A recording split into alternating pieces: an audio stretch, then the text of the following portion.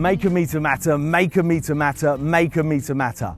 No, I'm not practicing the latest tongue twister.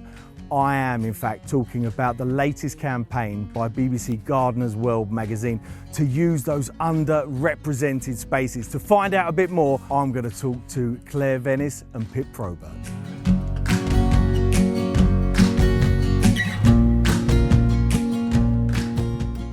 Pip, Claire, make a metre matter. What is it? Well, Chris, it is our campaign for the year with the magazine, and it's basically to encourage everyone to do something in their garden or balcony or windowsill or courtyard to encourage diversity and pollinators into your garden to make a difference for the planet, really. Pip has brought lovely designs throughout the year, Spring Fair, Gardeners World Live, and here at the Autumn Fair, to show the diversity of things that you can create in a metre square. Garden designer and Gardeners World presenter Nick Bailey created a beautiful show garden at Gardeners World Live in June 2025, showing different ways that people can utilise a metre in their garden, and he gave fantastic examples. Sort of highlighting you don't need a lot of space to make a difference. And Pip, tell me, how have you tried to incorporate that principle into your garden here?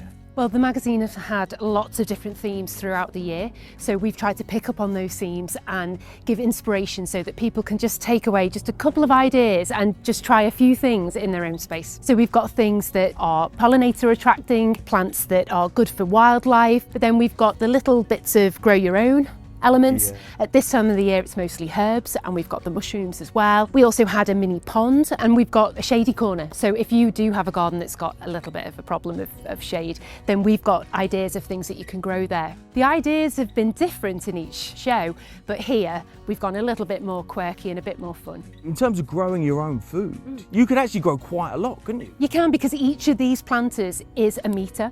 And so we've used them at all of the shows, but we've used them individually so that each metre had its own theme and people could see a metre square. Planters are great because it's easier for people to access, and also it's less daunting. If they just see a metre and they think, actually, I can manage that, I've got 20 minutes, I could just go out and do that. It can appeal to everybody. Once you sort of see something as achievable, you are more likely to do it. Breaking it up into smaller bite-sized pieces makes so much sense. What a great idea. I mean, how successful has the campaign been? It's been really successful. We've been really surprised by how many people have taken this on throughout the country, and still are. There's still time to make your metre. It doesn't have to stop now. You can still make a metre matter throughout autumn and winter, and even next year as well. I think it's quite easy to create that space to make a metre matter. Another thing that's really important is feeding wildlife and things, and you can incorporate that so easily in just this tiny little space. I have quite a small garden, so I can't believe they can get all of that into that small space. Having a look here, it just shows you how simple it is to do. If we're watching this and we want to get involved and we want to make our own metres matter, what can we do? What should we do?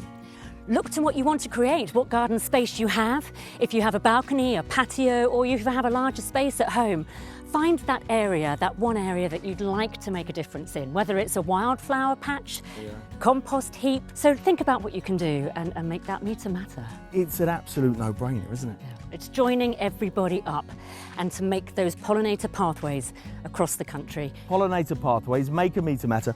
Do you only speak in alliteration? Well, you never know.